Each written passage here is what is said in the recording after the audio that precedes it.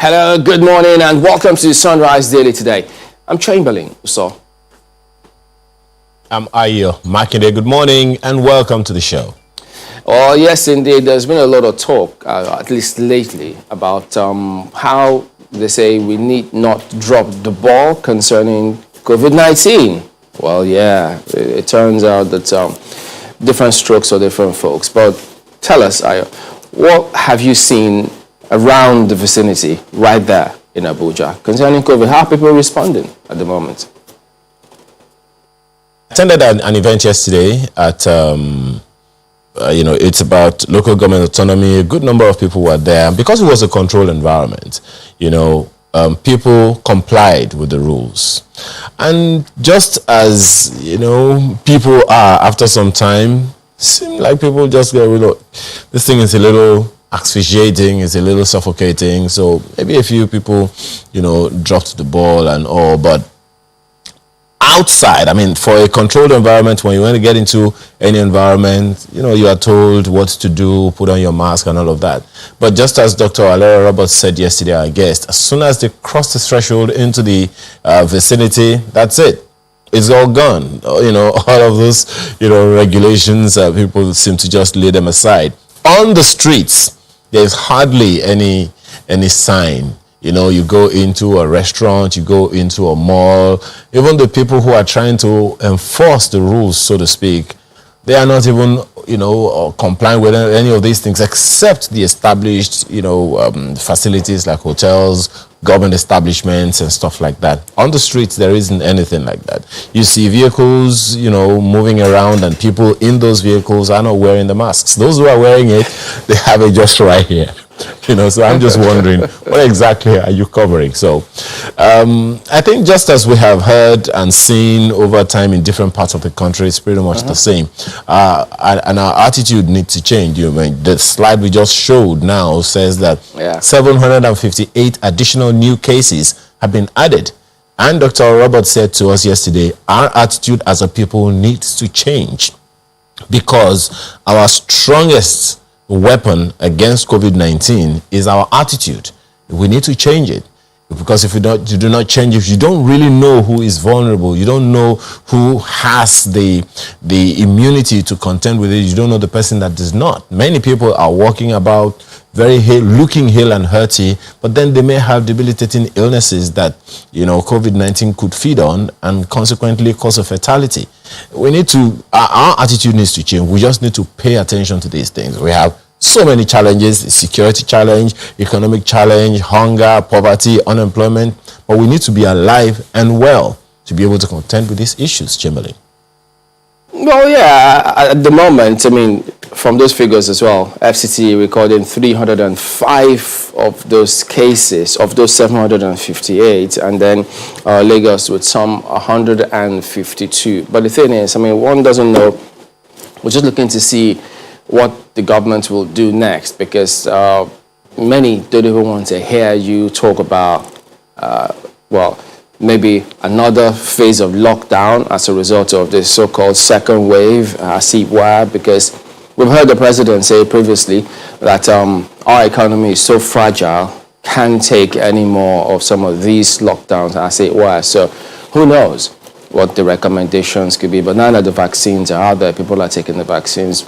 We're just waiting to see what the authorities will do back here, because if that's the attitude that people have, I guess it just speaks volumes. But not forgetting that Lagos State Governor, it's just putting himself in isolation, having been in contact with some persons who turned down, had COVID-19, But we just keep our eye on all of those and see what exactly happens. But remember, we always try to highlight here, when the PTF did say, look, they didn't know that our health sector was this bad. So what have they done? What are they putting in place to ensure that, or haven't seen that it's this bad, here's what we're going to do? The National Assembly themselves, who he spoke before, so what are they in turn also doing to ensure that these things happen? Because for all you know, the other day, the enemy was speaking about how we need to ensure medical tourism ends. But is it about to? Your guess is as good as mine. Well, we're going to go ahead and take a look at how are the dailies reflecting developments today.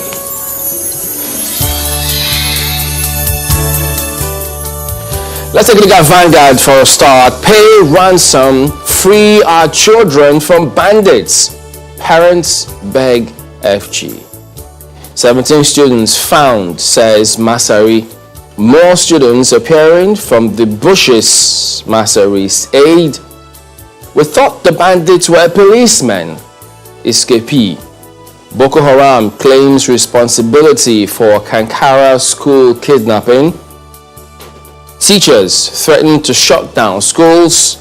And then you've got Zamfara shuts boarding schools. And so all of these riders associated with that big lead story, which has been on for a while now.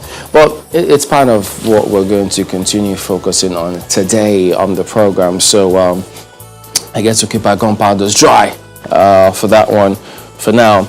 But then that can't escape you. The images you see right there on the front page, and you see some casualties, persons trying to resuscitate people who perhaps may have collapsed as they were. But this, the heading there you see is Christmas Palliative Stampede. Some survivors of a tragic stampede yesterday during the distribution of Christmas palliative by a non-governmental body, Pink Coin Inc. Nation, around Rumudara town, Obiako local government area of River State. And so they've got more photos for you in the paper. But look, this raises huge questions now. I mean, here we are talking about how we need to be a lot more cautious about, social distancing, COVID-19. It appears as though the message may be lost on a lot of people as a result of these images you see here. And then, in addition to this, you just wonder, I thought by now a lot of people should know that when you have to do such, distributing whatever to a huge crowd, chances are that you just may have this kind of stampede or this kind of scenario. So what measures did they put in place to ensure this doesn't happen? So it turns out, look, some of these things are usually taken for granted. Well, we'll stand corrected, but these images you see here underscores some of that school of thought. And so I thought, look, I think we should know better and perhaps moving forward do a lot better than just what we see with this one. It may be well intended, but if you're good, it's evil spoken of what benefit would that be to you? So food for thought to a lot of people, I reckon. And then the governor of Kano State is still speaking up about certain things. Well, it's just tucked in right there. Sanusi not fit to be emir, says Ganduje. Claims he was appointed to spite Jonathan. Oof, okay. Well, you know how some of these things play out, because you know that before all of that development or that scenario played itself out, were there tacit supports while that came on? Wasn't it when he started speaking up about certain things that the screw began to turn? So look, the different schools of thought, and this kind of social issues, different people will always have different issues. So you don't expect everyone to be on the same page, and that's always welcome. I mean, ideas have got to contend. So that's what's democratic about ideas contending in a democracy, I might add. So that's what you see. But you also get to see subsequently the House of Reps up in arms, 774,000 special jobs. Reps ask FG to suspend program. We knew that the last may not have been heard about that one. Remember a feisty scenario with that hearing, and now they are just speaking up on this one. All right, beside that, COVID-19 vaccines must undergo local clinical trials, NMA.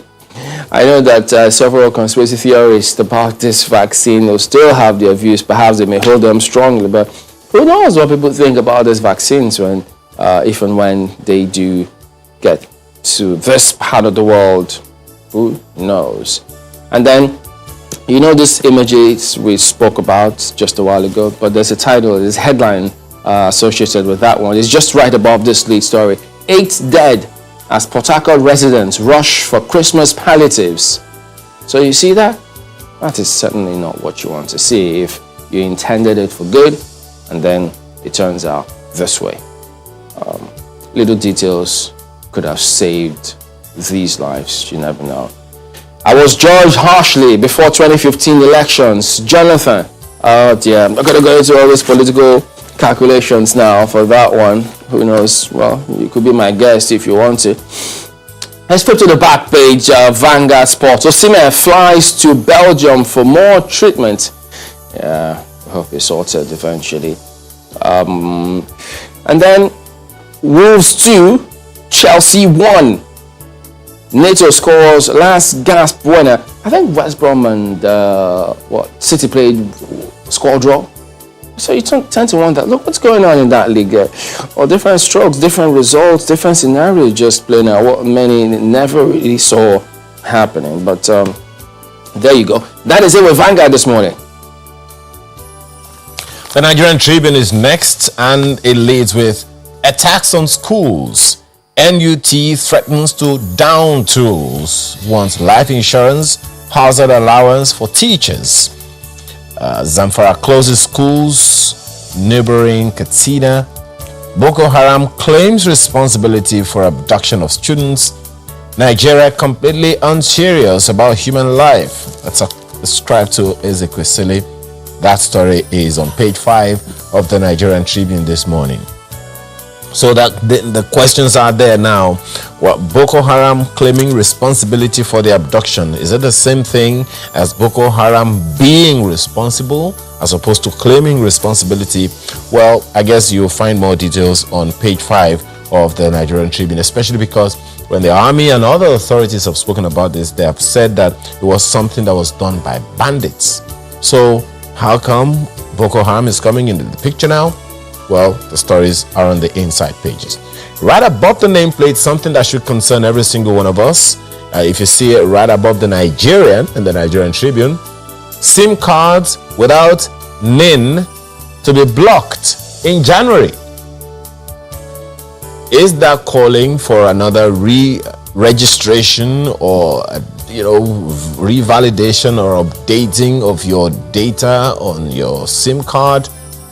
Well, all of these is what you can find out on the inside pages, page 27 to be specific, particularly when Nigeria is already talking about centralizing our data management system. All of that you'll find on the inside pages of the paper this morning. That story on the stampede in Port Harcourt is there. The reps halting implementation of the 774,000 jobs.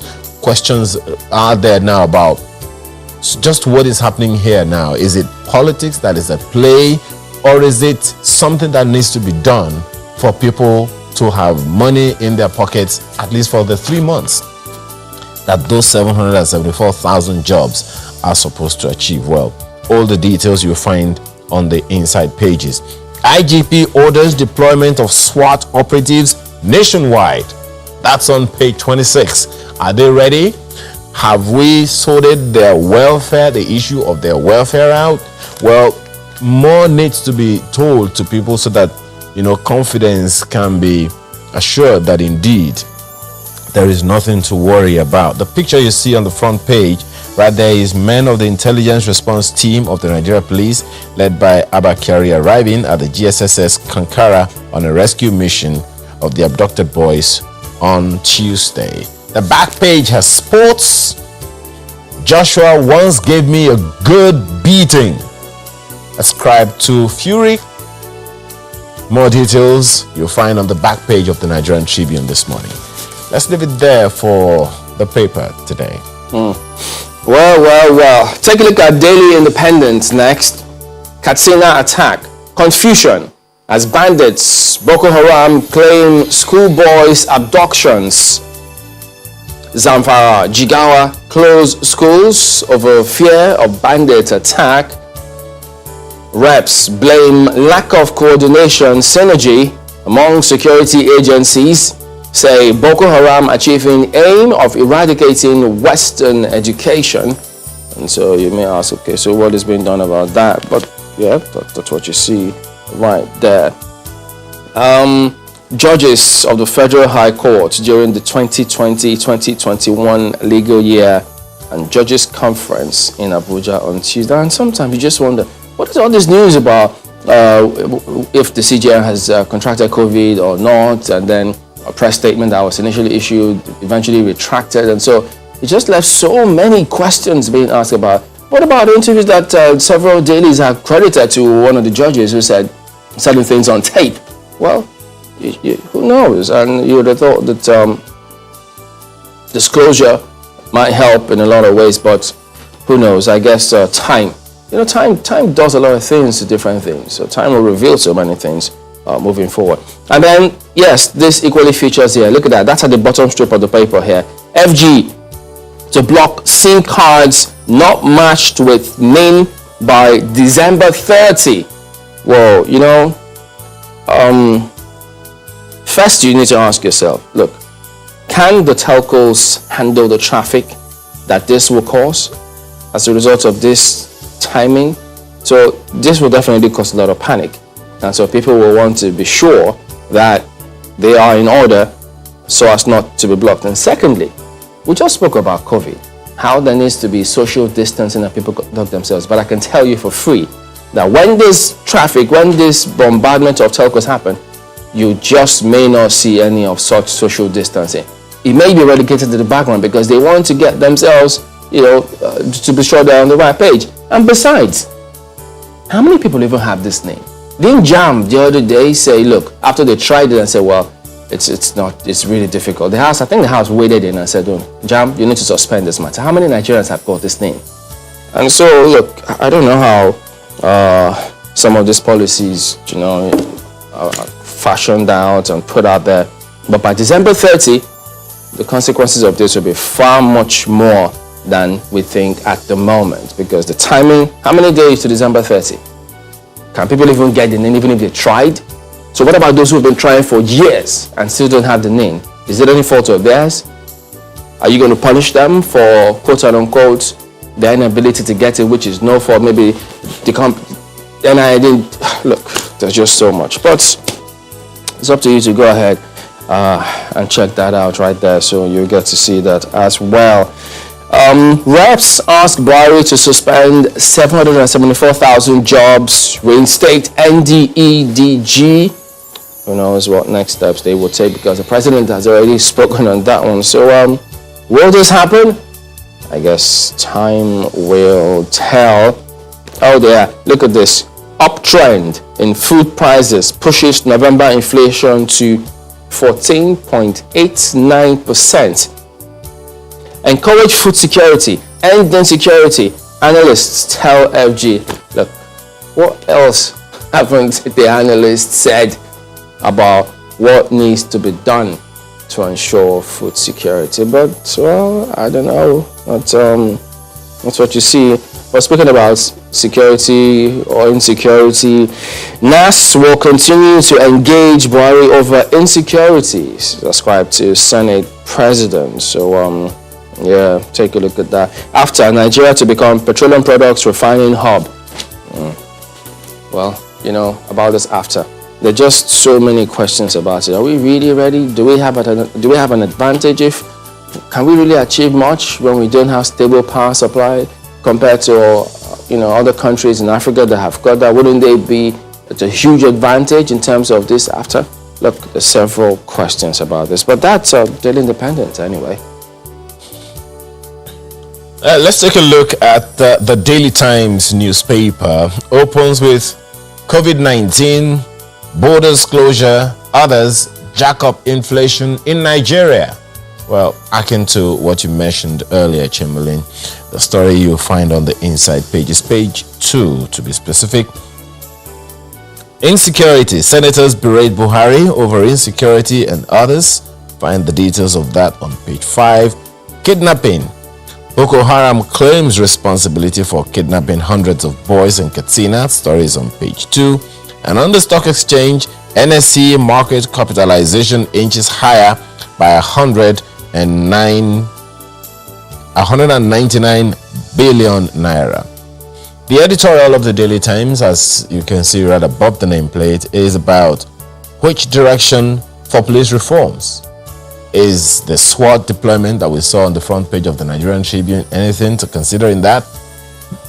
You'll find the details on the editorial page of the Daily Times newspaper this morning. We'll take a look at Daily Trust next. Katsina abduction. Shekau may ask for prisoner swap ransom, ascribed to experts. Don't let the boys to be turned terrorists. Mixed reactions in Kankara, 10 schools closed in Zamfara. FG, military silent on Boko Haram claim. Education under siege, amnesty, ACF, and reps. So that all of those ascribed to them. And then my biggest agony in life, woman whose grandson were abducted. So the humans, people's children. So naturally this will follow. Row over CGN's health status continues to make the rounds. Rumor of mass defection persists as Kano Assembly gets new leaders. Well, definitely you've not heard the last of that one, I tell you. But that's Daily Trust, Ayo. Blueprint newspaper is next, and it says, leads with this one, outrage over Kankara abduction, presidency not an award. Let's stop grandstanding. That's on the front page of the Blueprint newspaper this morning. That's also subscribed to the Senate. Threatens to stop 2021 budget proposal. That'll be interesting. Dig deeper into abduction. APC tasks security agencies. Shekau takes responsibility. Says we kidnapped 523 students. Schools shut in Zamfara and Jigawa. We're tired of complaining over insecurity. That's what you find as lead story on the front page of the Blueprint newspaper. Leads you to page 6 where you'll find the story. COVID-19 uncertainty over CGN status as Kaduna shuts schools. That's it right there on the front page of Blueprint newspaper today. And then The Guardian. Banks sack 7,957 in 9 months. But wait a minute. I thought the banks were declaring profits all the while. During the pandemic and even when several companies were declaring losses. Am I missing something? Did something happen while I was away? But look at the writers. Let me read them. Human capital loss looms. I beg your pardon. Human capital crisis looms. 42% of contract staff make payroll. Operators grappling with skill inadequacy. Planned competence. I'll go again. Planned competence tests not triggered by noticeable gap. CBN. From my record, only one bank retrenched, says Nubifie. Okay. Well, in the back and forth, because you won that. So with all that huge profit, why then this? Okay, well, I guess you read it and put it in proper context. Senators threaten impeachment. Budget delay to force security action. Okay, this is senators, maybe not Senate. Reps demand implementation of Safe Schools Declaration. Zamfara closes boarding schools to avert crisis, to avert attacks. PDP condemns Buhari's visit to cattle ranch. Sultan seeks greater commitment from FG governors. So it is all there for you to go ahead and check that out. So there you go. That is The Guardian, which ends a look at some of the dailies here this morning. We will be back in a moment. Stay with us.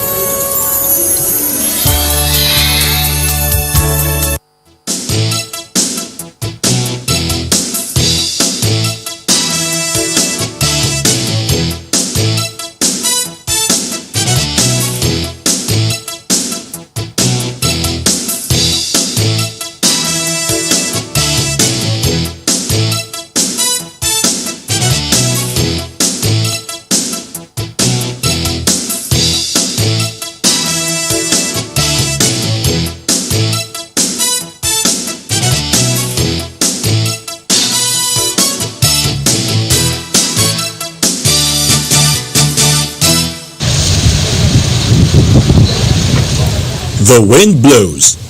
A chilly reminder of what happened here a few days ago.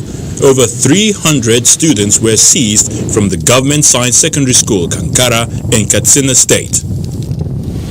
Classroom dorms left in a state of hurried confusion. Residents, mostly parents, still linger around the school gate, hoping for relieving news. They have vowed not to leave until then. Shabi then said they will bring 9 o'clock this morning. They no bring any children. Okay, the 17 they said they could bring them. Hey, and they no bring anything. Then say 9 don't pass, 10, 11, 12. They no bring anything. Yenzu 1 don't pass, they no see anything. Some of the students, however, were able to escape from their captors. One of them is 13-year-old Khalid Mani. His father is gladdened by his return. He says that other parents experience the same feeling of joy. I feel happy the way I saw my son, but I'm not happy the way some of the people they are not around up to date. 17 other students are reported to have earlier escaped. With the search intensifying by security agents, the families of the remaining students in captivity wait anxiously for the safe return of their children.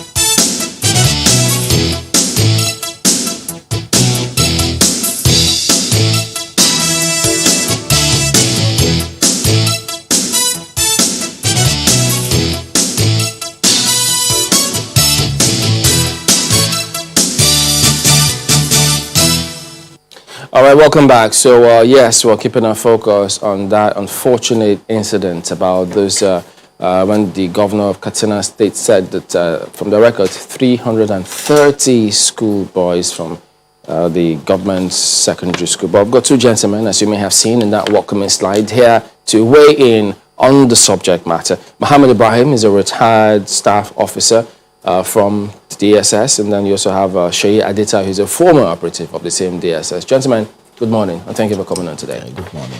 Well, this scenario left a lot of people, of course, there'll be different perspectives. Many would have said, how could this have happened? Didn't we see it coming, given all the resources we have? Why? So many questions, much more than the answers out there. But Trey, you've been looking into this kind of matter. You've also kept tabs. So from your perspective, what do you see playing out here? Well, it is something that is expected, and considering the way security is, or let me say the spread of insecurity in the northern part of Nigeria, is a disaster that is waiting to happen. With the way things are presently, and that's the reason why you see governors closing schools, because one, we are having too much of insecurity in our hands, and our ability to be able to, address this issue is been weakened every day, because as insecurity is growing, the manpower that we have to address this is not the development of such manpower is not commensurate with the level of challenges that we're having. It's important that we first of all situate the cause of this particular incident. There was an attack by bandits in the community, and some of the bandits were killed. They came back for a retaliatory attack that night, and they were repelled, because I heard somewhere where some people were saying that they were taken during broad daylight. No, they were actually repelled. It was in the process of they exiting the Kankari community. That was when they went into the school and they marched those children out. And contrary to the what Shekau is trying to portray yesterday, this is not a Boko Haram-led operation. It was entirely bandit. But there's this handshake between bandits and Boko Haram of recent that we've seen, where they carry out... recent?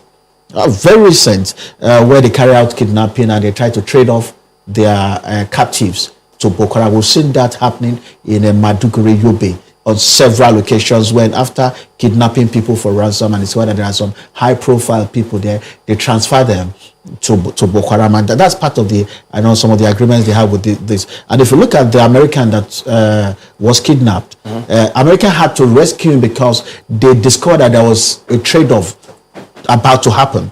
So they knew between bandits and Boko Haram. Yeah, and if they should allow that, the moment the captive get into the hand of ISWAP or Boko Haram, then it becomes very difficult for them to rescue. Can we say for sure that these bandits, as it were, are not elements of Boko Haram?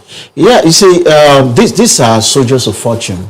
They've been in this business for long. If you look at most of the commanders fighting for both Shekaram, Jazz faction, and the ISWAP, they are largely soldiers of fortune. They were recruited because of their, their background, and they are given position of commanders. Some of them fell apart. Some of them decided to go on their own. We've seen lots of infighting within Boko Haram, some commanders falling out, and they try to create their own camp or to move into banditry. So this particular situation, because from what we gathered, they were actually negotiating with government. At the point, they were talking directly with the families of the kids, and at the same time, they were actually talking to Shekau faction and also ISWAP. So apparently, one particular group succeeded in outbidding the other in the process of this, and that's why you saw Shekau came out yesterday with that audio to say that our brothers are the one behind it. So if you read in between, like it's associated with the people that did it, because there have been agreement between, and that's what makes this situation a very precarious one right now.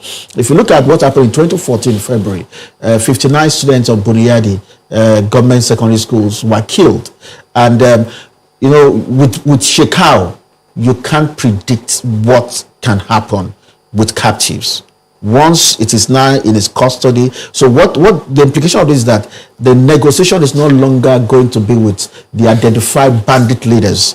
There is one guy, I remember his name now, that is believed to be leading the bandits. It's no longer negotiation with him now. It's now going to be negotiation with Shekau now. And we know what happened with the Dapchi girls negotiation, the Shupon girls negotiation. It's not going to be a tea party for Nigeria. So many follow-ups to do on that one, but let me bring in Mr. Ibrahim on this one. Look, what's your assessment of what you've seen? Thank you very much. The whole story is nothing but inefficiency of the setup of the insecurity we have in this country. The kidnapped boys from Katsina may not likely be totally recovered. They may not likely be totally saved. Why did you say so?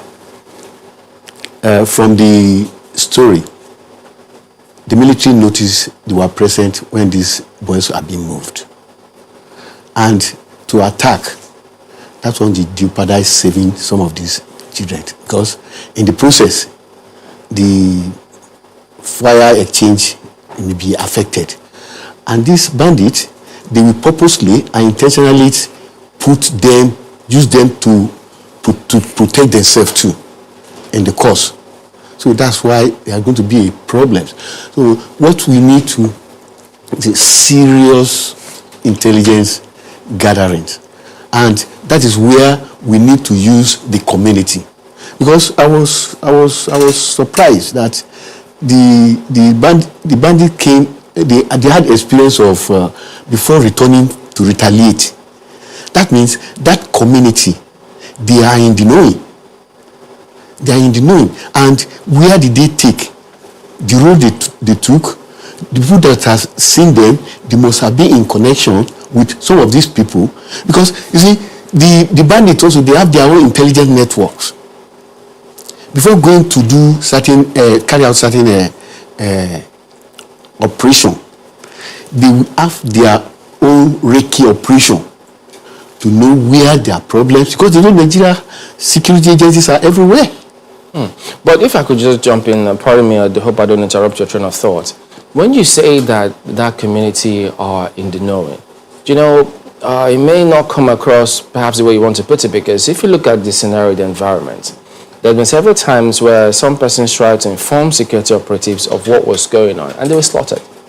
So do the people have the confidence to actually call on security agencies? And when they do call them, have they been responding? So to what extent can you say they are in the knowing and then this could have happened?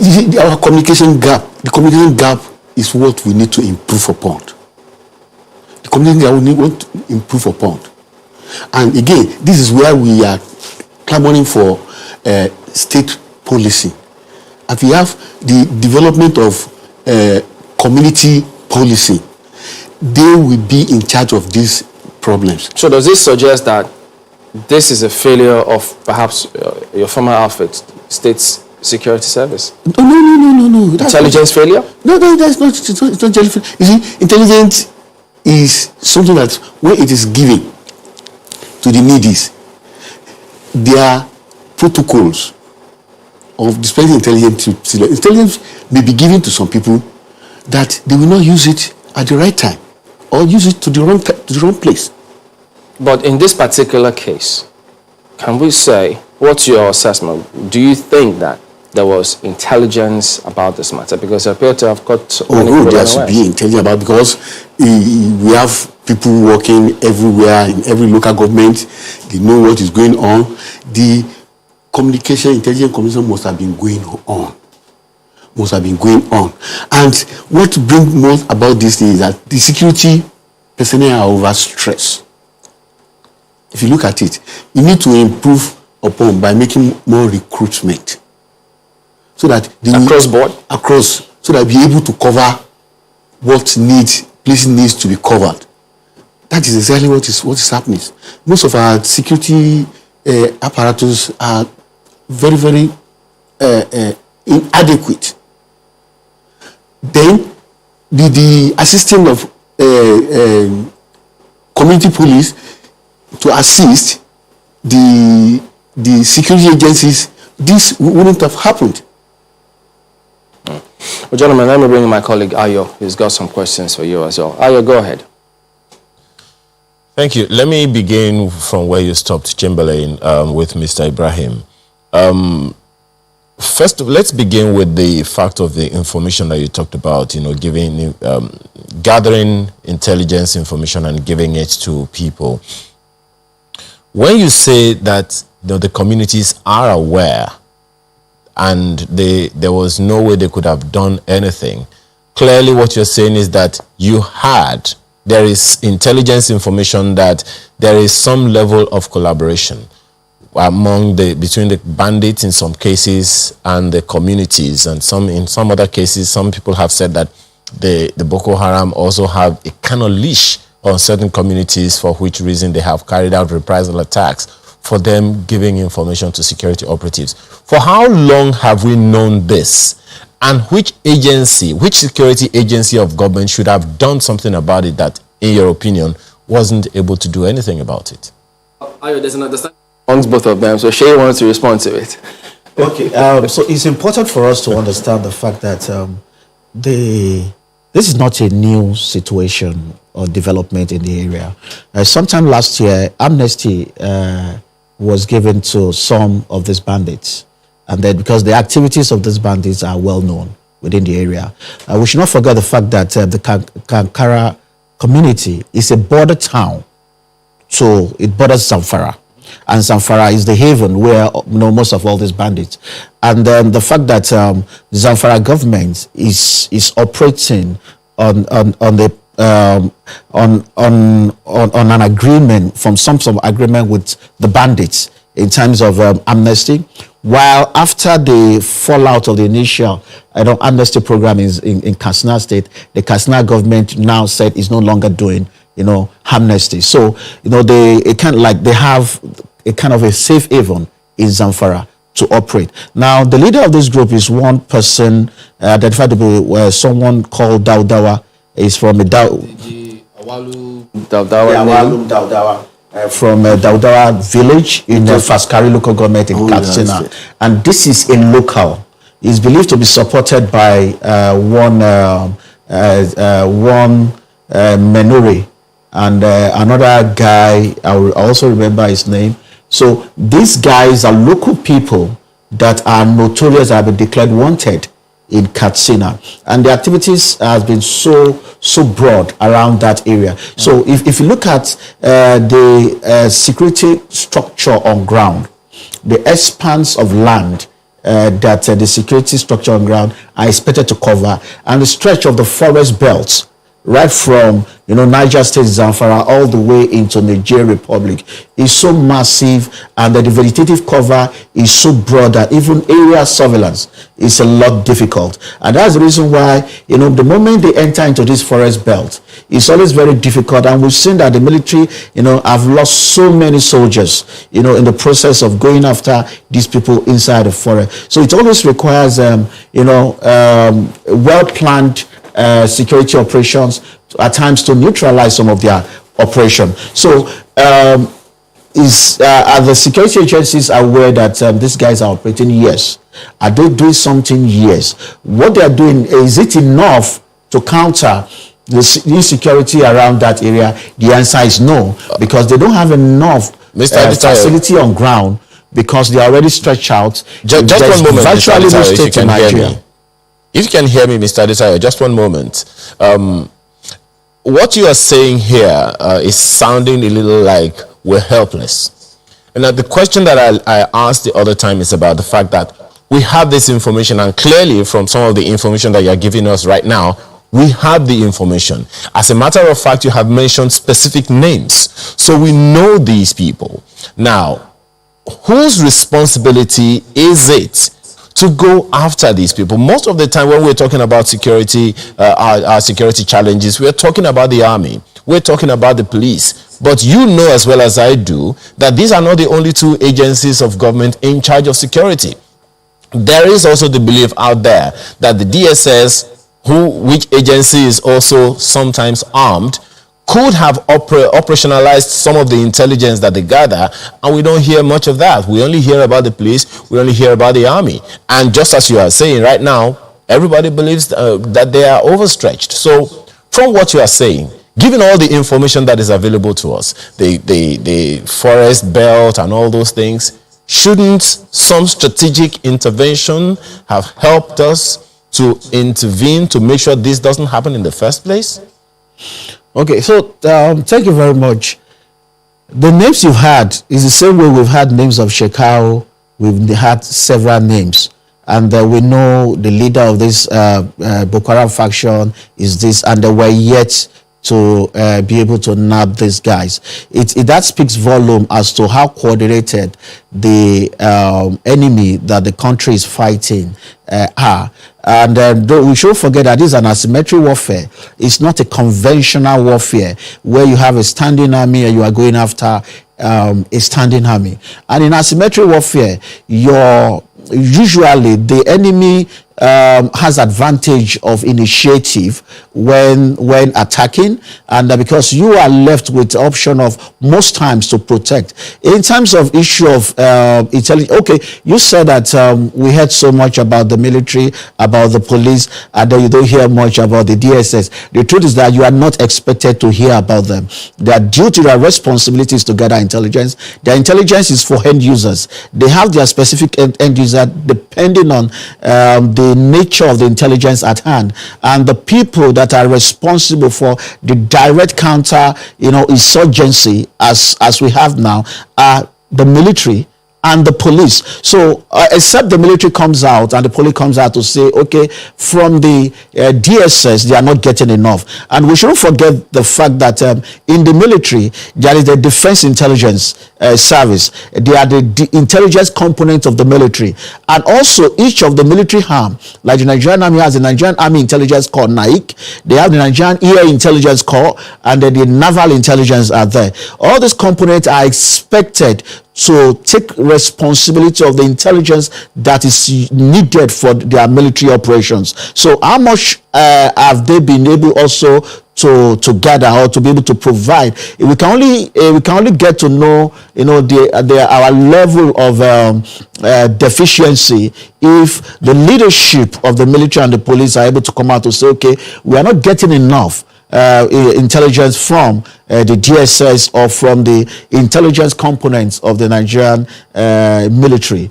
so to speak. So, but we need to understand this. It is largely, as I've said, even here, I mean, about 2 weeks ago on Sunrise, that you see, we need to move away from our fixation with quick wins. We've always, and it's common with politicians. We want quick wins so that people can easily, praising us to say, oh, you've done this, you've done that. But we really need to sit down and have a better understanding of what we have at hand. This is a war we cannot win overnight. We need a strategic plan that will address both short-term and long-term. Mr. Yeah. On that same matter, and thank you for bringing it up because I was going to go there next, which is the fact that we are wont to rush for the quick wins. Again, let me reiterate what we all know. The fact that we have at least 9 security agencies that are supposed to deal with several different things. Proliferation of arms wouldn't be an issue in Nigeria if we had an effective or actioned intelligence, to the customs. Immigration, we wouldn't have the kind of situation where we had on our hands, where the governor of Kano State was telling us that a good number of the Almajiris in the state were from outside of Nigeria. So if that agency of government was doing their thing. So talking about not just looking for quick wins, but mitigating, ensuring that these security vulnerabilities that we have allowed for so long do not continue. How do we strengthen? What are the areas of life we need to pay attention to ensure that we don't go there? Because this is what we are dealing with today. Who knows what we're going to deal with tomorrow? The challenge here, the challenge is largely our inability to address the root causes. There is huge poverty in Nigeria, and then it's largely concentrated in the north. There is porous border. Our border is very, very porous. We don't have, some natural landmark that could help us to be able to navigate around our borders to protect it. It's just large expanse of land. Even if you put the whole customs personnel along the fringes of the Nigerian northern border, they will not be able to protect it. That means that we need much more. We have high illiteracy rates in the northern part of Nigeria. And then there is corruption in government. And you see, if you put all those things together,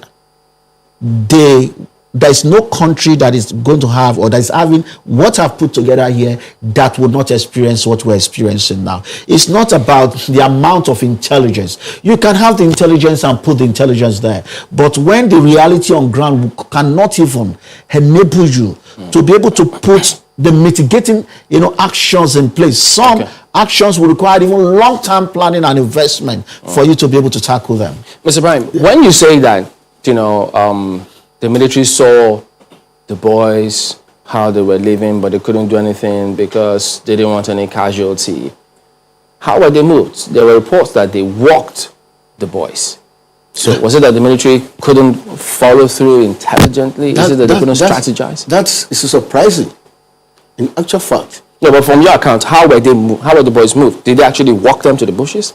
They must have used vehicles to transport them, and when they get to where they move them on the foot. They kill, they line them up. They must have done that, because that is the usual way this thing usually happens. But if you're going to move, according to the governor, 333 boys through vehicles, the military were helpless all through the time? That is surprising, that where those vehicles came from, the route they took to that place to get those 333 from. That's why I'm trying to tell you that some community must have been in the knowledge of what was going on. And as my colleague has rightly said, if everybody played their role, this wouldn't have happened. Does that suggest you're blaming the community on this one? Community are in the knowing. Community cannot do without seeing all these. But the military, you said the military knew as well. So doesn't that invalidate what the community knew, since the military was there and they saw what was happening? When this action was happening, the reports we had, the military saw them when they are taking them. situation, the military are incapacitated. Wow. The information they needed couldn't get to them at the right time. And you know, when such populations are being moved, and with this, Okay. it's very difficult to rescue them. You wanted to say it? Okay, see, Chamberlain, we actually need to be realistic here, because there are some things that you can't help. From the information available, they got to the school, it was at night, and they marched these children, these schoolboys, and because they were walking on the road, it gave, you know, the security agencies ample time to call for reinforcement, enforce government, and here surveillance was deployed. And that was how they were able to track them. But remember that they walked them through the night, and then here surveillance is not something that is all that easy, because you need to scan through vast area of land at night. But they were able to track them. But mind you, there is no how. I don't see any government that will want to take such collateral damage, that you deploy here power to, you know, to deploy assaults on kidnappers that are having the hostages with Up till when they were, as you said, negotiating with different factions of Boko Haram? There's nothing you can do. This is reality. If you see, even when you see a state situation and there is a standoff, you just have to negotiate your way. Except if it's somewhere that you have advantage of environment. In this case, there's no advantage of environment. They were in the forest. They are able to locate that this is where these people are. They have the kids with them, but they cannot strike. There is no, we're dealing with people that if you move closer, what if they start killing the boys? Well, what will government do? It's going to be difficult for Nigerians to accept that there's nothing anybody can do. Buniyadi case is a case in mind. Okay. But when they slaughtered 59 boys, okay, well, we'll those guys never had the opportunity. We'll be back to shed more light, to try to understand what actually happened and what can be done, other than nothing can be done about this thing. Because how do you accept that? Okay, that's when we'll come back in just a moment. Please stay with us.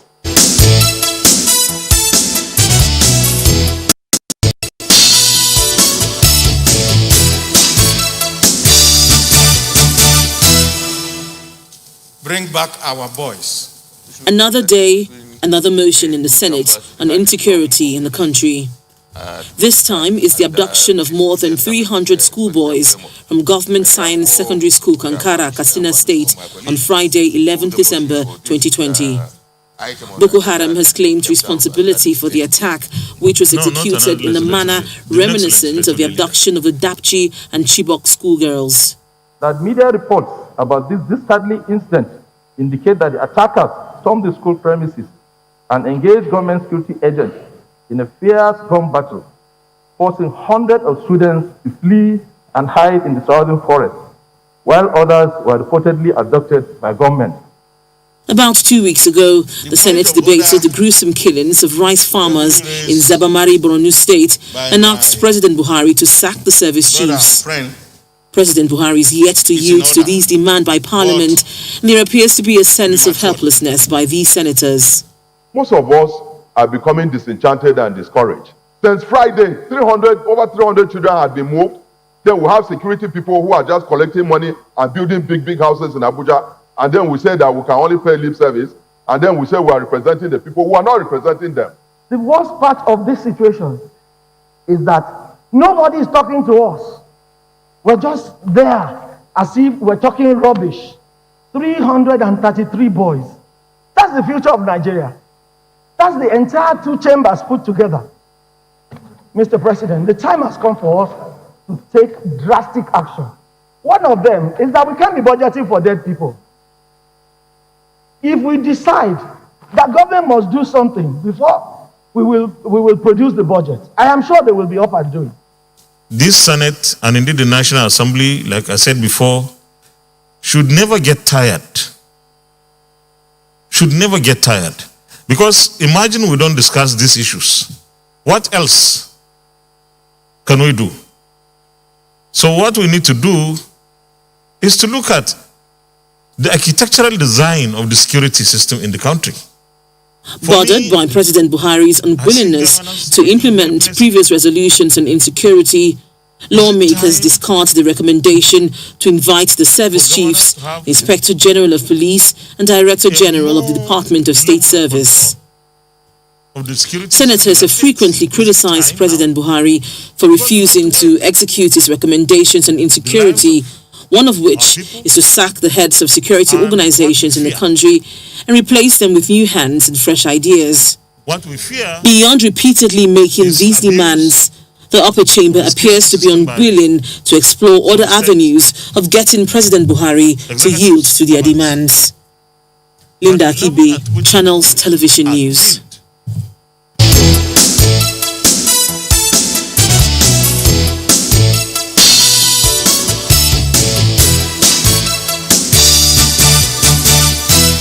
Welcome back. Well, gentlemen, in trying to understand these things, we're equally looking at how do we ensure this kind of scenario doesn't happen again, because it's not the first or second.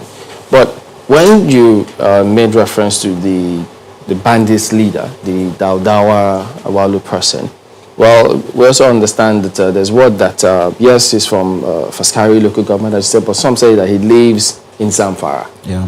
So does that then mean that the understanding that Zamfara government had with those the amnesty with some of those people, can we say is really working if he's still carrying out this kind of activity? Well, this shows that it's not the best option, and it also shows that is not working. He's known to be living in a village called Zubulu, also, and that is where 17 of those that escaped yesterday, that were recovered yesterday, also ran away from. And the truth here is that we are not actually adopting the right approach to this. We should not be learning from our mistakes all the time. We should also try to avoid actions that could lead to mistakes that will be so costly like this. There should be a national or coordinated action plan that will define how states should respond. Our response should be a collective one. Zamfara should not be adopting a process that is different from that of Katsina, and the Katsina adopting one that is different from that of Sokoto, because these states are sharing boundaries. So it means that whatever is happening to this state will definitely affect this. And that's why you see that Zamfara governor decided to close schools that are the bordering communities, to all these states, because they feel that the share borders and Zamfara and other states. So those are the challenges that we're having.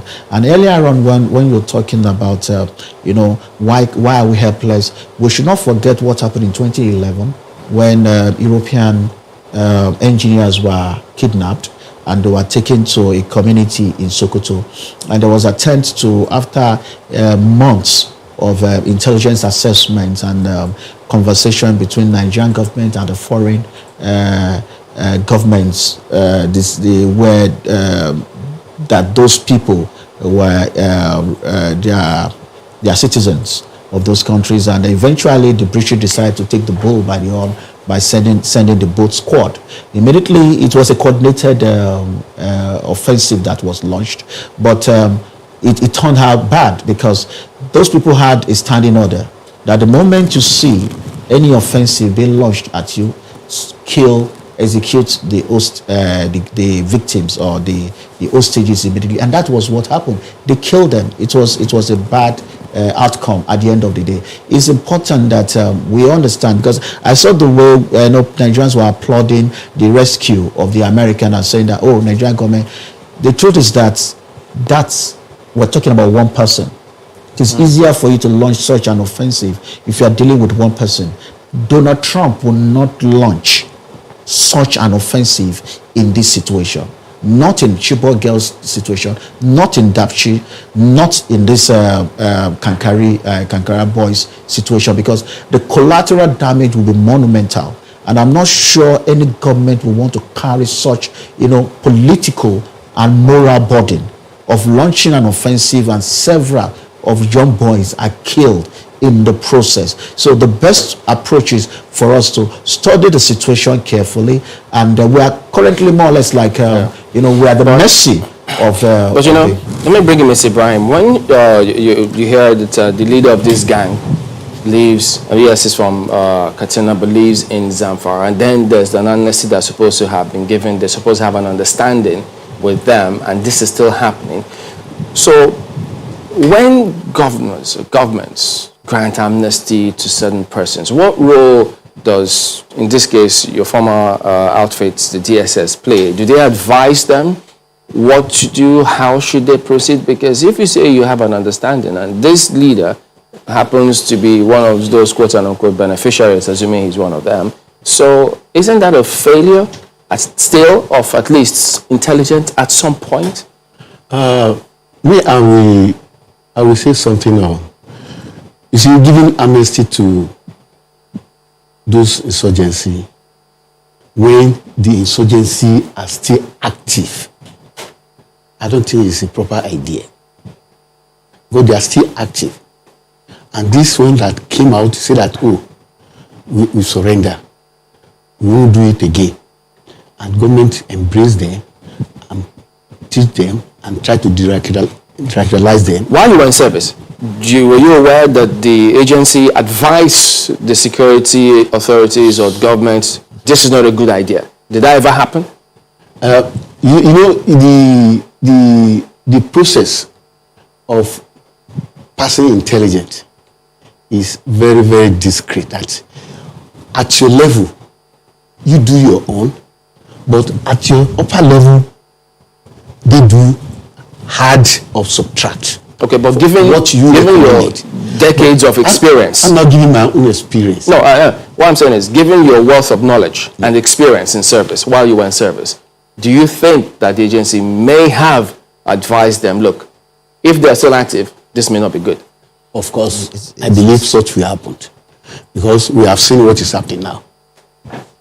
How can you give amnesty to somebody that said when they are still inactive? And by giving them amnesty, they will come back. Yes, they will embrace whatever you give them, whatever you promise them. But you can't stop them from communicating with their people that are still in the dungeon, in the bush. So there could be double agents in this case? That's exactly what is happening. Because I have the opportunity to be in position of counter-terrorism. As far as Lagos State is concerned. You don't allow those BH to reside in Lagos. We don't. The moment they are, because we have our own networks. The moment they are in Lagos, they were picked up and taken away. So that we have safety homes. Now, the issue of giving them amnesty, that's, I mean, to me, it's unaccessible. Now, about this ransom now, because remember that the governor did say that they were in touch with the bandits.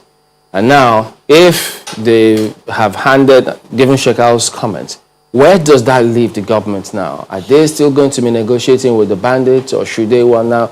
What is government? What are the chances? What are the options? You see, these people have been fighting the Nigerian government for several years now. So, and they've carried this out several times, so they already understand the government playbook. We've had the Chibok girls, they know how government responded. We've had the Dapchi girls, they know how government responded, and several others, like they kidnapped some police officers and the rest of recent as well. So they understand the way we respond. So, and this is, lots, psychological warfare. Does that suggest that they know we will negotiate, we'll pay them ransom? Oh, definitely, make money? Definitely. You are dealing with smart guys. You're dealing with smart guys here, and you see, it's like someone kidnap your sister. The person knows that definitely you want your sister back. You come and talk. You want to. In fact, you first of all keep quiet. They'll be expecting that they know that you will start praying that they should contact you. So at least you hear your sister's voice for proof of life, to be assured that, okay, she's alive. So at that time, they have taken initiative. They're having the advantage. The ball is no longer in your court. So you are now at their mercy. And that's what Shekau is trying to do now, those people are doing now. They want to sustain the initiative. They want to be, to be at the advantage right now. So right now, government has no other option than to, because the more politically, it's not looking good for the government, and then also morally, they have to consider several actions that they will take. And back to the question you asked about the issue of intelligence. You see, one intelligent tradecraft is a very complex, very complex craft. It's not something that you can say 1 + 1 = 2. The fact that if intelligence agency says that, okay, go ahead with this, might not be the intention because they are afraid. At times, you could decide to negotiate with somebody, bring the person in, turn the person might go back there and then work for you. The person might as well, because those people too are working using intelligence tradecraft too, they can decide to turn the person again. You understand what I'm saying now? Become a double agent. So you see, intelligence business is a complex business, and when they try to advise, they put all the options on the table and say, if you take this option, this is the likely outcome. If you take this option, this is likely outcome. You might decide to take this option, it will give you 1, 2, 3 and an advantage. If you take this option, it might look bad, but on the long run, it might help you. It's left for the political actor or the person that will take the decision to say, okay, which is the direction that we're taking at a particular point in time. You're going to say something? Yeah. From what Syria said, you see, look at the issue at hand. The government need to brazen up the security apparatus. That's me to protect, because these people, like my colleague already said, the Sekau issues, they are, when you see them doing this kind of things, they are running off finance, and what all they are doing is they need finance, and that's why you see them going into kidnappings, going into robberies. No, robbery where they cannot kidnap, they go into robbery. So they need finance, and that is exactly what is going on now. Because, as he said, the discussion will take place, and we have to find a way to dance to their tunes.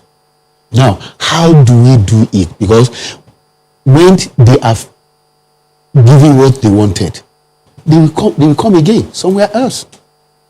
And that is when we have to find a way of blocking it completely. Okay, let me bring in Ayo again. Ayo, go ahead.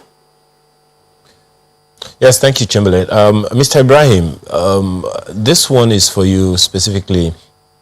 And it borders on something that you said the other time about the likelihood of us not being able to fully bring these boys back home. And that's definitely very, very troubling.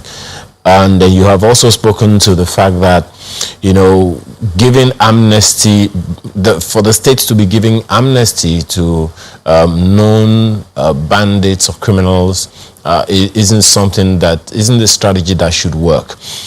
So I want to ask you, at the level of the state governors, what kind of information is available to them?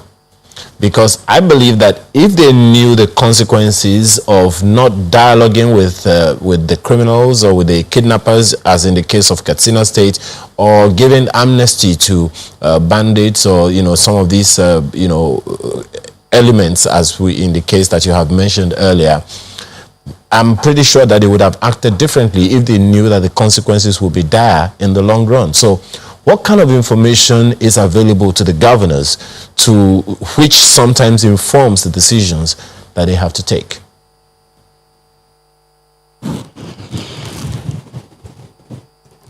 You see, the government is doing all they could, but with the situation on ground, with these boys, I don't think it's going to be easy to bring them back in such a way that we expected. You see, you look at what I've said earlier, the population of the security agents and our operation techniques. that we need to double up our operation techniques in such a way that more intelligence and advice, and there's no way that government will not carry out this negotiation. In the case of negotiations, the government should not do everything those insurgents want, because by doing it, they be planning again. This thing happened in Katsina State. The next time you feel that it's happening somewhere in another state, because the attention, when you know that the government, our attention is now in Katsina and Zamfara State. Then when we are not paying attention, that's why I say all the other states in the north, not only in the north, in the southern part, they should wake up to brace up the security apparatus of their state, so that this will not happen again. But what do we then do? Because I mean, some of your earlier information indicated that the leader, he's not a Fulani herdsman, but he works with them. Yeah. What information do you have on that? Okay, just that's what part of what we're able to, gather as to the background of Daudawa, Awulum Daudawa, that is from Katsina, and not everybody from Northeast are Fulani. There are Hausas and some other minority tribes that are also there. But likely he has been working with this the Fulani bandits for a long time. Also, there's Dankarami and Menore. Those are the three major names. So is Dankarami the one demanding that they release their gang members who were abducted in different cells? Yes, 6. I think he demanded for six particular individuals that should be released. So that was at the time that they were having that negotiation before the story changed, and we had Shekau now announcing that is the one calling the shots. So which has changed the whole scenario. But any idea where the boys are now?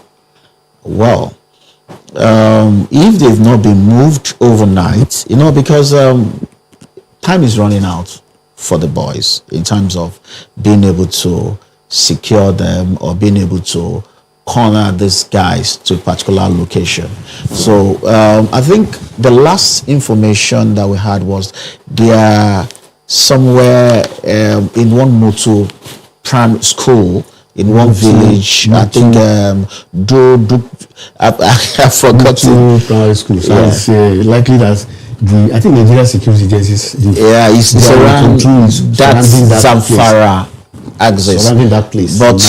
But let's be honest and be truthful here. That forest belt extends all the way into Nigeria Republic. It's possible for one to move in within that forest belt all the way to Nigeria Republic, difficult for him or her to be detected through air surveillance. It's a large space. So even for Nigerian security forces to be able to still manage, to keep them there, it shows that so much effort, is being put in place. But the truth here is that how much of advantage do they have? They have limited advantage in terms of being able to, hold these guys and they've been able to get. But I am hoping, I'm not losing hope that something could happen. Good news could be broken any moment from now. But honestly, how we got here, we shouldn't forget that it wasn't all bed of roses, even for governors who decide to adopt, having a pact with the bandit. At that time, villagers were being killed. Who knows if they will review that now in the light of what has happened. But we have to keep hope alive as much as we can, because the parents... Something favorably will happen. That's a very good place to let it go then. I want to thank you, gentlemen, for coming on. Mohammed Ibrahim is a former operative, a former principal staff officer of State Service, and then you also have Sheyi Adetayo, who himself also former operative of the State Service. Gentlemen, thank you both for coming on today. Thank you. We will be back in a moment. Do stay with us.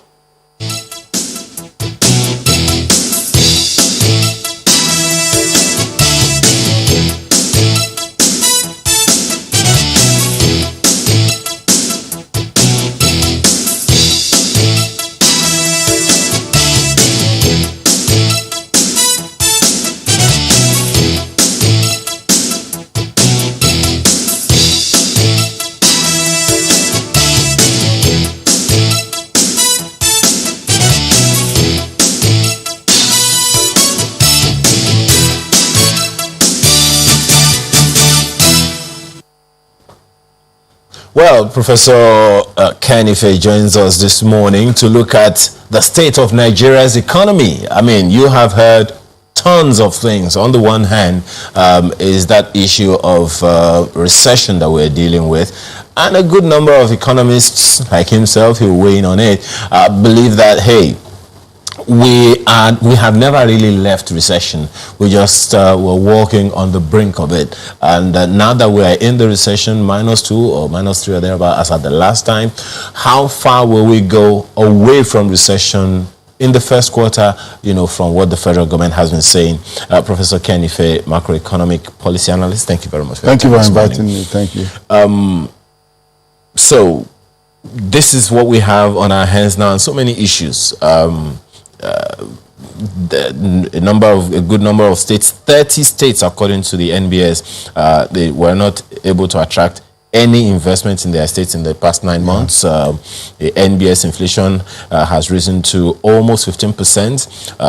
Budget says 8 states don't have enough for recurrent expenditure. Generating IGR in a good number of states is a mirage, and so many other issues that we are contending with, plus a recession. And the federal government is hopeful that within the first quarter, we're going to get out of it. First of all, what are we dealing with? We are dealing with a situation where many things that could have gone wrong just went wrong. And part of it is not really down to us. It all began, this particular round began with the recession. And if you look at capital importation, 2018 we did 17 billion. 2019 we did 24 billion. This year we'll be lucky if we do 10 billion. We'll be very, very lucky. And if you break it down, in the first quarter before COVID came, we did over 5 billion, 5.8. Then the second quarter, third quarter, just 1.5, 1.4. So you could see that it is COVID. Yeah. And when you disaggregate the figure, you would even see more things going on in there. So we are hostage to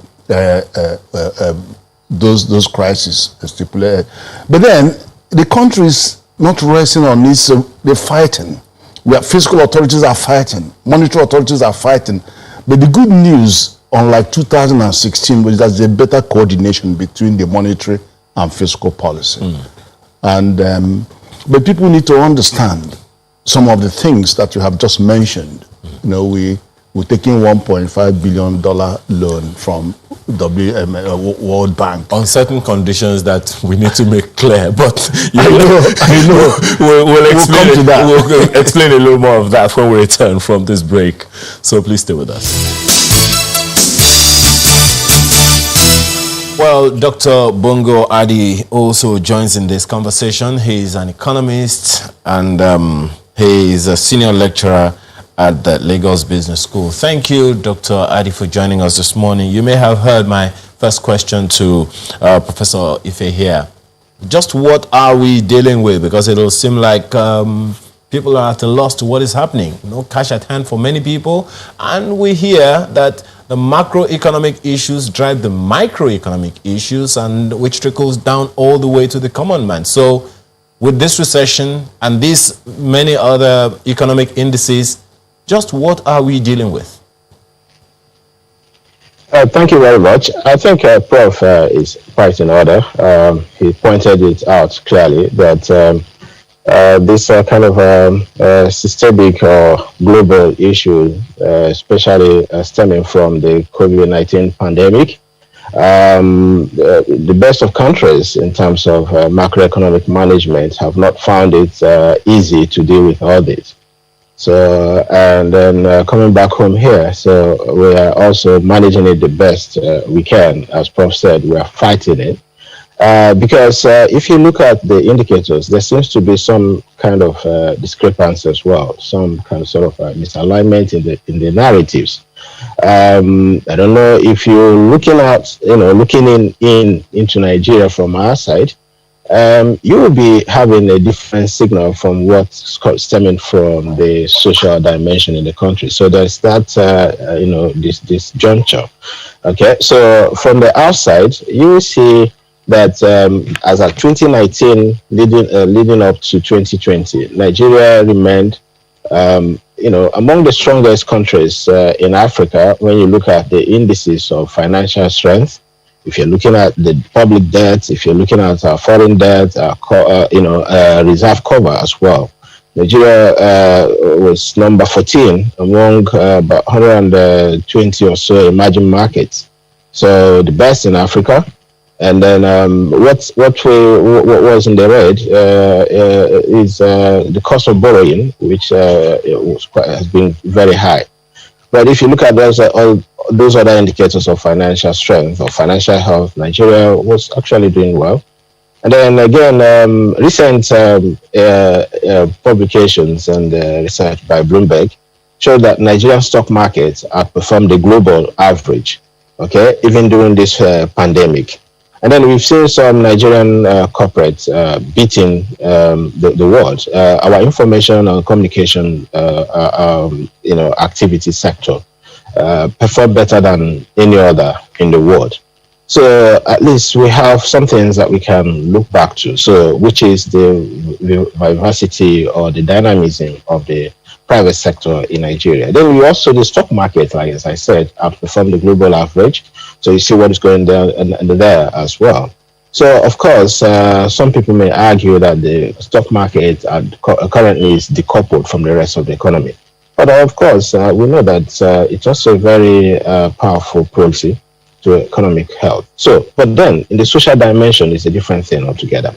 So I think there is domestically, there is this general sweeping loss of confidence in governance, especially with these security threats coming from all nooks and crannies of the country. So that doesn't boost confidence.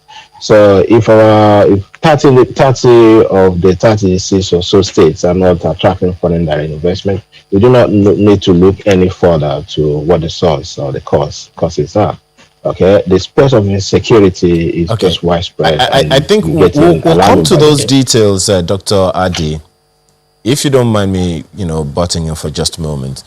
Gentlemen, I may be shuffling between the issues here, but there was something Dr. Adi said now that I think, catches my attention. So there are the economic issues, there are the health issues, there are the security issues, but then there are the social issues.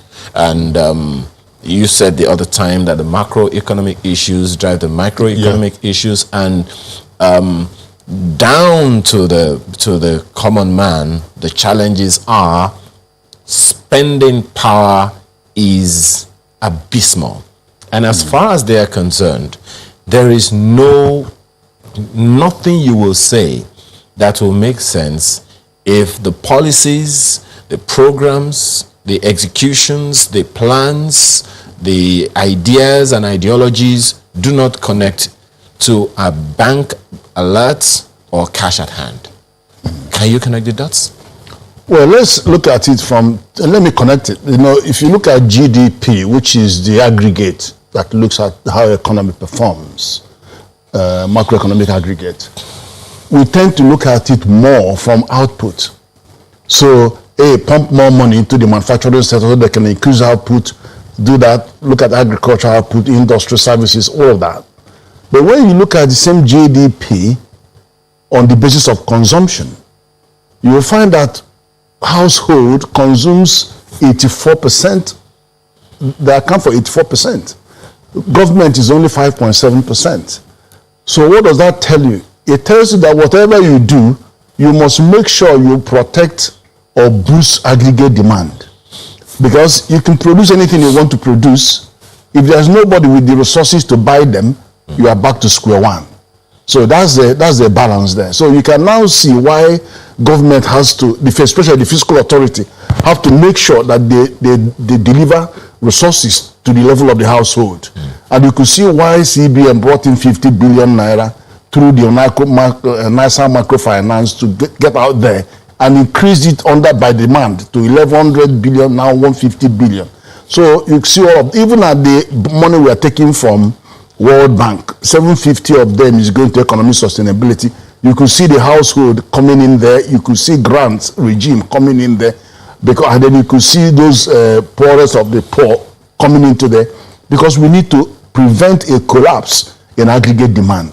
If that happens, it has a knock-on effect on output, and we're back to square one. Well, there's so many issues to look at, but Dr. Adi, there's this thing said, we engaged the Director General of the Budget Office once, and he said that one way to get out of a recession is to spend your way out of a recession. Now, I'm very, very confused right now, and I'm sure a good number of people are.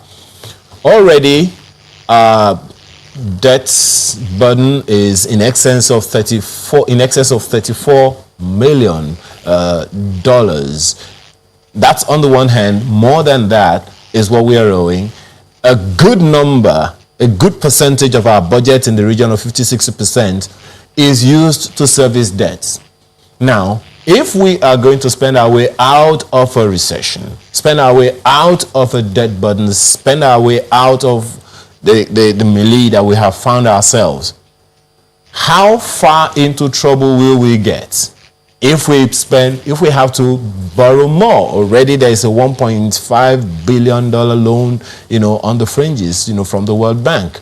How far more do we have to go? How much deeper into debt do we have to go to spend our way out of a recession? Well, what you're speaking there actually is making allusion to the Keynesian aphorism that you spend your way out of a recession, given the paradox of thrift that usually happens when you have an economic downturn. People kind of stop spending money. Everybody has this trepidation about the future, so you just want to try to hang on to what you have. So if everybody does that, that actually leads to the collapse of aggregate demand, just as Prof said. So the only way out is for you to find ways to boost aggregate demand. And then in our own case, we have this double whammy of the pandemic and of course the collapse of global oil price, so which has damaged our revenue sources. So not just at the federal level, at the state level, so ability to mop up revenue has been whittled down. So that has created enormous stress everywhere you look. So the only way out seems to be, but it's not the only way out, to be for the government anyway, because of political considerations and social, because government has a different incentive from that of economics and economics. So is to borrow. Yes, how far can we go borrowing? The fact of the matter is that borrowing is not our problem. Actually, because if you look at the indices, the problem is that the cost of borrowing is quite high. Of course, the debt burden is ramping up, but we have to look at the prioritization in the sectors. Okay, so where is the money deployed? That is the most important question that we need to ask. So if the funds that are being borrowed, because the cases are made, okay, if they can be deployed to the right areas, sectors, and then the targeting is efficient such that those who are meant to get, Prof mentioned about 50 billion intervention and all of that. So, but the problem is at the end of the day, it may not trickle down to the targets, the right target. So if it doesn't happen, then we have a huge problem where these whole subsidies and all of that will continue to be frittered away by some political members of the society. So that's very challenging. So I don't think borrowing is much of a problem. But again, is that the only option left for government? Of course, no. Especially again, we look at the World Bank as part of the conditions they are given, is that we need to intensify the reforms that have been started. And those reforms are directed towards getting the government out of production, and out of economic activities, out of distribution, okay, and allocation. So let the market decide, get the private sector. But at the same time, we know that the system has so much vulnerabilities, a lot of vulnerable population. We have, which we go from 15 million to 20 million people who are miserably poor. So those people need protection. So, but the problem is subsidies. The regime of subsidy has never helped them. So how do we work out a system, design a mechanism that will ensure that resources are directed to these people to actually, help them? more of those issues, and it really is I don't know, I'm always having a burst brain here, but so many issues to raise about this, so little time. But Chamberlain, you want to ask a question as well? Well, just looking at some of these efforts that were put in place to see how we can reduce this 14.89% inflation rate. Prof, let me ask you, we look at this focus on the loan. If you look at some of the 4 key areas of this loan, investing in human capital, promoting jobs and economic transformation and diversification, enhancing resilience, and strengthening the foundations of the public sector. I'm just wondering, look, all of these policies that we're working to put in place to ensure we get results, how much progress can we make if we don't have power supply, constant electricity supply? Well, power is just one of the binding constraints. It accounts for at least 30% of the input costs, and 77% of manufacturers, members of Manufacturers Association who have been interviewed, say that is their biggest constraint. So you're right there. But I think I have been advising government for the last 6 years to take power to the mass market, so that we can sidetrack these shenanigans going on in the power configuration of DISCO and misalignments in our DISCO, GENCO, and TCN and all of that story. And I think you can see now that they have taken the bull by the horn when CBN says they are going to boost the GDP of the power sector by 7.5 trillion. And then they are now opening the vault to support solar-based solutions, mini-grids and all of that. Now that is what has been crying for help and support. And the story is pathetic. It's really pathetic, because if we consider Nigeria and South Africa a peer economy, we have actually a factor of 40 times. We are 4 times their population. They have 10 times more power than us. And so it's a very pathetic story. But this is the way. Otherwise, you continue to hear this story about 5 megawatt and 5 megawatt, for a very long time. So moving it out. But of course, not only that funding is coming in. To be honest with you, the real mistake that was made on day one was the day one of privatization. They just took all that money and then used it to settle salaries. And, I was patently opposed to that. I said, put back that $3 billion, let them borrow against it and double the size of the network. You're asking private sector that are borrowed to the hilt to pay that 49%, and then you're telling them to go and borrow again to buy meter, do that. So I opposed that from the very day. But that money was going to go to settle salaries. Just as you said, power is one of those constraints. But then if we look at it, from what we have gathered is also information out there to everyone, is that about 30 states were not able to attract any investments in the third quarter. 30 states of Nigeria were not able to attract any investment, consequently going directly to the needs or not of the people in their environment. What went wrong? And what should we have done, or should we be doing? Okay. Well, the thing about when you come to capital importation is a slightly different story, because you are going to ask the question, what has come in? I've already begun by saying that we are just about 1.4 billion, when we should have been around 5 to 6 billion this quarter, to be, compared to last year and the year before. The thing is that COVID was responsible for that collapse.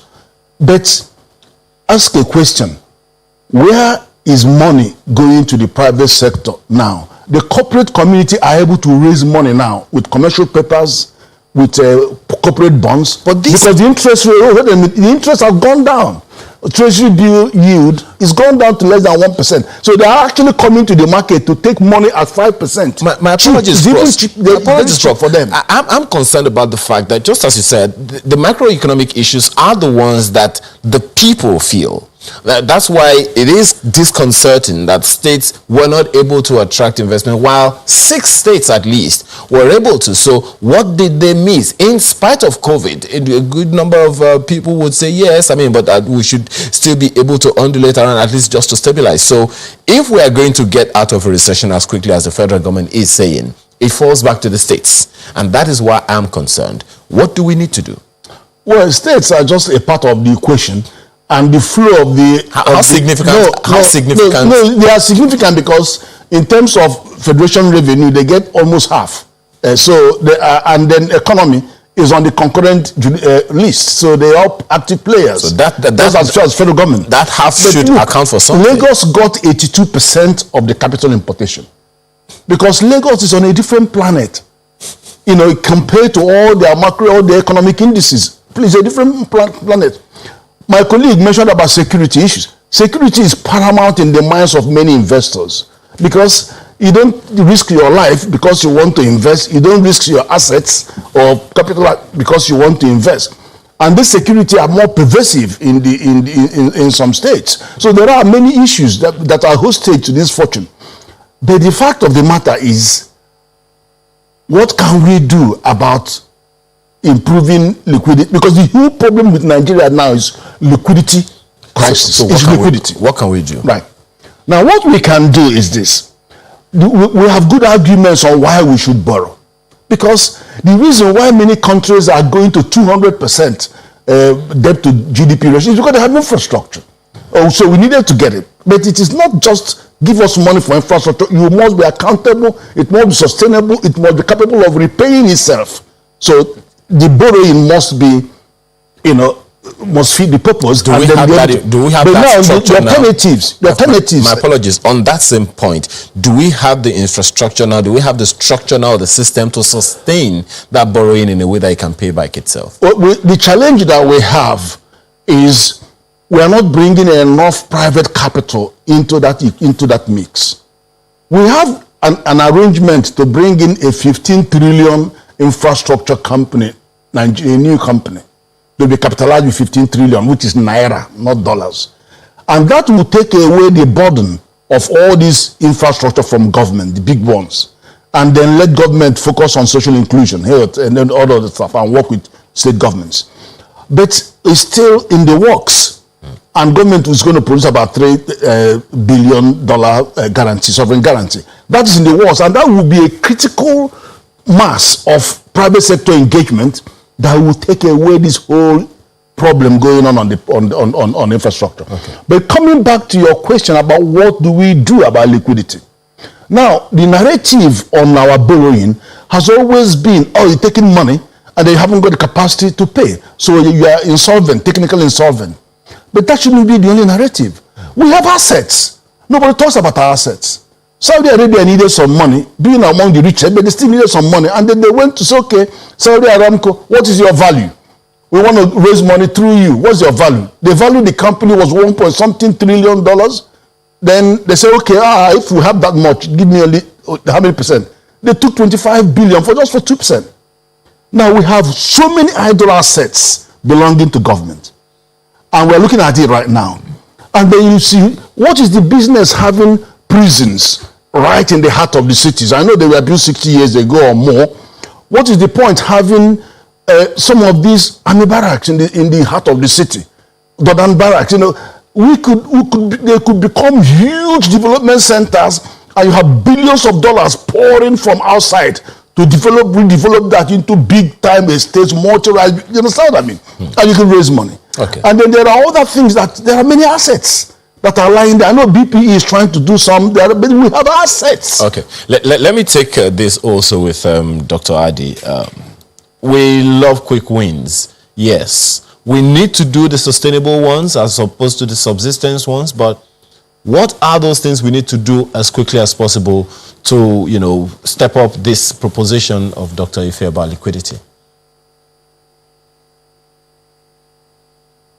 Oh, well, I think that we don't have Professor Adi just now. I thought he was physically on the studio. No, he's joined us virtually. So now this is where we are now, Prof. And government is looking at a number of things. You both have said that government is doing something. The word on the street will be, okay, I can feel it. Well, we are also not unaware of the economic sustainability plan, which government has begun to deploy, even though, not as quickly, as effectively as, people would expect. Talking about the ESP, how significant is it in solving the problem that we have on our hands right now? Okay, we'll be making a mistake if we think that just because government commits to 2.3 trillion naira on economic sustainability, that is going to solve everybody's problem. No. What happens is that you have to see government as sending a big signal. In anything that it does, it's about sending signal. It's just like when CBN Monetary Policy Committee decide to reduce the monetary policy rate by 0.2% or by 5%, 2% or 1%. It's not that is going to, it may not even affect any borrowing at all, but it sends a signal to the financial sector that this is where the policy is moving, and then they begin to respond. So some of those are signal. So from the World Bank, they're getting $750 million on account of the economic sustainability plan, and then you've seen how that money is going to be split. A lot of it is going to social sector and all that stuff. It is signal. It's not going to solve all the problem, but it's sending a very important signal. Now the states are going to get help, the other $750 million for states to get help under their fiscal sustainability plan, fiscal transparency and all that plan, but also to help them strengthen their internal revenue generation capacity, because that's where they can now bring in more money to commit to addressing some of the challenges. But how powerfully have the states themselves, from the reports that we have, how powerfully have they been able to generate internal revenue? Because some of them were not able to do it in the last quarter. Well, Lagos is a shining example of how a state can do it, where they deploy technology. They are in the frontiers of technology in revenue generation and revenue collection and management. Many states are beginning to follow their example. So they're a model that is being cascaded across the states, and that's what we should be doing in this country. Yes, many of the states have even seen a decline in their IGR because of the knock-on effect of the COVID.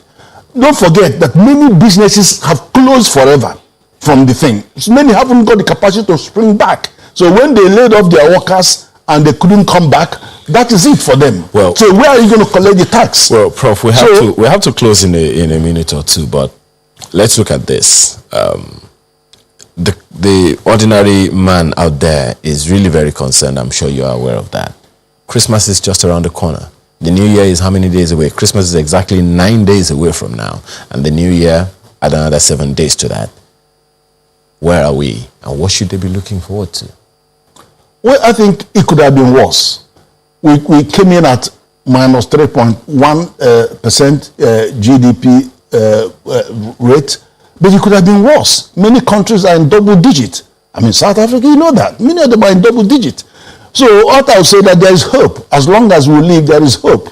And I'm sure that help is coming. And we are looking forward to more recovery, even by the end of this quarter. And definitely by early next year, we will see a significant recovery. We are going into dry season farming. A lot of money is being poured. Over $500 billion was poured into farming season this year, and more are going in this wet season. So, and then we are also in harvest period. So we are hoping that inflation will be affected, slightly, and that there will be.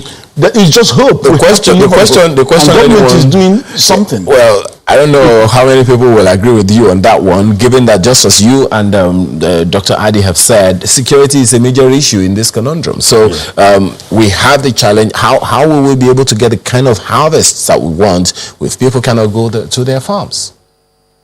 Big challenge, without a doubt, because you don't have to look far to see the kidnappings going on and the shooting going on. But we're still alive. But those of us who are alive have to have hope. And that hope is predicated on government and states and federal and every individual and private working together. But is that and deploying resources? That challenge of that collaboration is what a number of people are wondering. Is it there in the first place, the federal government and the states? But I guess we can leave that to a conversation for another time. We have to thank you very much this morning for being part of this conversation. Professor Ken Ife is a macroeconomic policy analyst, as well as Dr. Bongo Adi, who is a senior lecturer at the Lagos Business School, as well as an economist. He joined us virtually from Lagos. Thank you, gentlemen, for your time this morning. Well, that's the much we can take of Sunrise Daily today. Have a wonderful day. I'm Ayo Makinde. I'm Chamberlain Uso.